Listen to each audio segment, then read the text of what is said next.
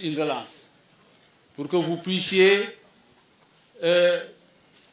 réitérer cette longue demande de la population du Fogny d'avoir leur boucle, la boucle du Fogny.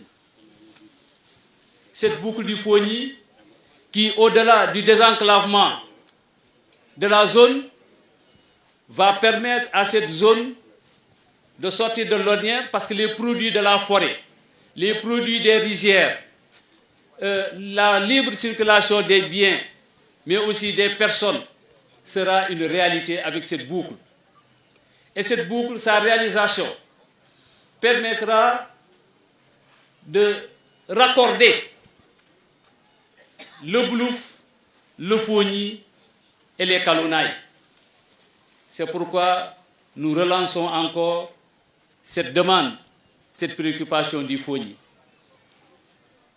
L'autre aspect sur lequel nous voulons axer notre intervention, Monsieur le Gouverneur, Madame Aminata Assom Diatta, Monsieur le Ministre Blay Badi, c'est au niveau de l'éducation.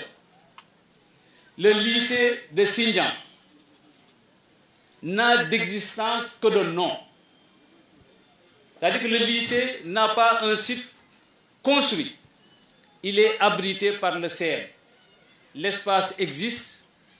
Les populations souhaiteraient que Sindian, chef-lieu de l'arrondissement, puisse bénéficier d'une construction d'un lycée à la hauteur de la dimension de l'arrondissement, à la hauteur de la dimension du Fogny. Monsieur le Gouverneur, il y a un pincement dans le cœur des populations de Sindian, les populations de Médiègue. Le CM, qui est un CM matching, qui a démarré depuis 2006 en termes de projet, qui a été lancé depuis 2008, ces travaux sont à l'arrêt depuis bientôt plus de 4 ans. Les travaux du CM de Médiègue sont à l'arrêt. Je ne dis pas n'avance pas. Nous demandons que vous puissiez être les relais de ces populations que nous avons sensibilisées et que nous avons demandé encore une fois de prendre le mal en patience et de nous permettre de continuer le plaidoyer. Monsieur le Gouverneur, Madame la Ministre, Monsieur le Ministre Blay Badi, les autres éléments sur lesquels nous voulons intervenir sont liés à la problématique de ce gamou, le trafic de bois et la coupe abusive illicite. Cette coupe est un fléau, est une problématique.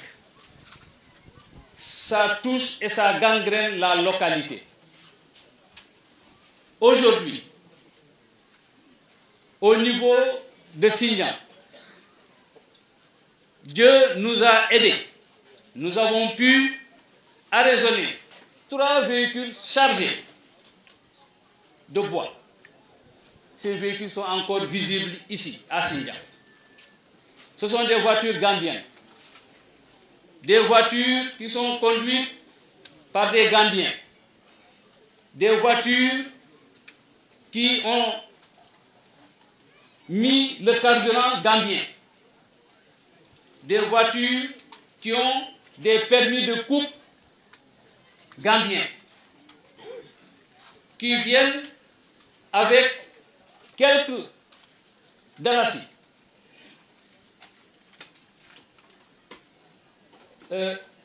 Payer quelques populations complices, certes, mais vulnérables. Complices, mais vulnérables. La vulnérabilité est la mère des vices. Devant cela, toute la chaîne de valeur, de la coupe abusive et du trafic, toute la chaîne de valeur profite à des Gambiens qui achètent en dalasi, ce même dalasi dépensé en Gambie. Toute la chaîne de valeur bénéficie à la Gambie parce que ce bois est scié en planche en Gambie et bénéficie à des ouvriers qui travaillent dans les scieries qui sont le long de la frontière, de Medinaba à Brikama. Toute cette chaîne de valeur bénéficie à la Gambie, qui exporte du bois alors qu'elle a épuisé ses réserves forestières. Nous vous demandons de porter le cri de cœur des populations du Fogny, celles qui ne sont pas complices, celles qui subissent les contre-coups des changements climatiques, pour que dans le cadre des commissions mixtes Sénégal-Gambie, que cette problématique puisse être posée, pour que nos frères gambiens, le gouvernement gambien, puissent aider, apporter son soutien au gouvernement sénégalais dans sa lutte ardue contre ce fléau, le trafic de bois et la coupe abusive. Je dis qu'on parlait d'agression de la forêt, mais actuellement ce n'est plus une agression, mais c'est une destruction. Ces gens sont assimilables à des criminels parce qu'ils tuent la forêt, qui aujourd'hui, si vous la voyez, vous êtes meurtri. Elle est transformée en une savane arborée.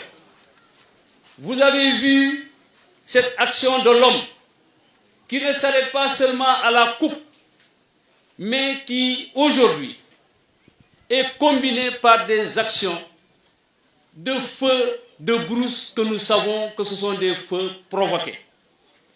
Ces feux qui sont encore dans la brousse, non encore maîtrisés, puisque les moyens de lutte que nous utilisons sont rudimentaires. Armés de balais, de fourches, de brouillettes et de seaux d'eau, nos comités villageois se démêlent pour essayer d'arrêter ce feu avec les bras. Ils y parviennent par moments, ils n'y parviennent pas par endroits. Nous lançons un plaidoyer pour que l'on puisse mobiliser l'expertise sénégalaise en la matière pour nous aider à maîtriser ces feux. Voilà, monsieur le gouverneur, Madame Aminata Assom Diatta, monsieur Ablaye Badi, ministre. Voilà, au-delà de nos mots de bienvenue, notre plaidoyer, notre cri de cœur que nous voulons partager et pour lequel nous vous demandons d'être notre interlocuteur. Nous le savons déjà, les efforts que vous êtes en train de faire. C'est le lieu de remercier le sous-préfet qui a organisé un CRD pour ce gamou, de remercier le préfet qui a organisé un CDD pour ce gamou, mais de vous remercier vous-même. Vous avez organisé le CRD, vous vous êtes mobilisé, vous vous êtes engagé avec l'administration qui est sous votre responsabilité pour que chacun, en ce qui le concerne, il puisse faire le nécessaire pour que le gamou puisse être une réussite. Les résultats commencent à être visibles. Les derniers acteurs qui sont la Sénélec et la Sonatel commencent à s'activer. Tous les autres ont fait le nécessaire, monsieur le gouverneur. Je peux vous confirmer cela et vous dire de leur transmettre nos sincères remerciements pour tout le travail accompli. Agirut, qui a profilé la route. Et tous les autres, quand on va citer, on va omettre. Les sapeurs-pompiers, les services d'hygiène, les eaux et forêts, l'administration. Chacun, en ce qui le concerne par rapport à ses missions, a fait le nécessaire. La Sénélec nous a parlé des contraintes qui étaient à son sein, mais ils sont venus ce matin et ils sont en train de s'affairer autour de la tente pour la sécurité à travers les grenades qui vont renforcer mais aussi à travers le groupe électrogène qu'ils ont mis à notre disposition. À travers l'eau, ils nous ont assuré une distribution permanente de l'eau durant ces 4 jours. Nous demandons d'être accompagnés. Nous connaissons quelques soucis dans la distribution de l'eau liés au paiement des factures. Nous avons sollicité l'accompagnement de la Sénélec et de l'hydraulique. L'hydraulique est venue faire le point. Nous demandons que ça soit une continuité pour que l'on puisse dépasser ce problème. Il nous reste enfin la Sonatel qui a déjà descendu une ligne mais qui doit nous envoyer l'ADSL pour permettre la couverture Internet, la couverture du Gamou par les organes de presse qui sont en ligne, mais les organes de presse qui font du direct. Voilà les éléments sur lesquels je voulais m'arrêter, remercier tout le monde, prier pour que chacun d'entre vous, chacun d'entre nous, puisse retourner en paix et trouver ses parents, ses homologues, ses concitoyens dans une parfaite santé. Ceux qui sont en situation de maladie, que Dieu les assiste pour qu'ils puissent retrouver la santé, qui est un don important de Dieu. Voilà, avant de terminer, un point que nous voulons particulièrement sensibiliser la population et les pèlerins. C'est en lien avec, aujourd'hui on parle de plus en plus de pandémie. La pandémie du virus Covid-19, le coronavirus. Aujourd'hui, il n'y a pas encore de remède pour ce virus, mais il y a des gestes et des dispositions qui sont recommandées. Se laver les mains régulièrement, si on ne peut pas se garder de donner la main, se laver les mains régulièrement. Avec même du savon ordinaire, mais se laver les mains régulièrement. Utiliser des gels alcooliques en cas de besoin. Éviter, même si c'est une toux anodine, éviter de tousser en plein air. On nous a dit de tousser dans le coude. Éviter, quand on a des sensations de fièvre, de sortir et de signaler sa maladie pour que les autorités sanitaires puissent venir faire les diagnostics. Dans le cadre du Gamou, nous avons une caravane de consultation médicale gratuite qui est là, avec un diagnostic qui est systématique pour déceler les éventuels cas suspects. Ils ne peuvent pas confirmer que ce sont des cas, mais ils peuvent détecter des cas qui peuvent être suspects et les signaler. Ils sont là parmi nous et il y a des gels qui sont en train d'être distribués. Parallèlement, ils font une consultation ophtalmologique. Ceux qui ont des problèmes de vue peuvent être consultés.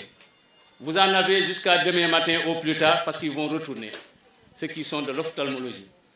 Et en cas d'ordonnance, ils vous distribuent les verres avec les étriers sous réserve d'une contribution symbolique de 3 000. Voilà, c'est le gouverneur, le message que nous voulons passer. Nous remercions tout le monde. Assalamu alaikum. Merci.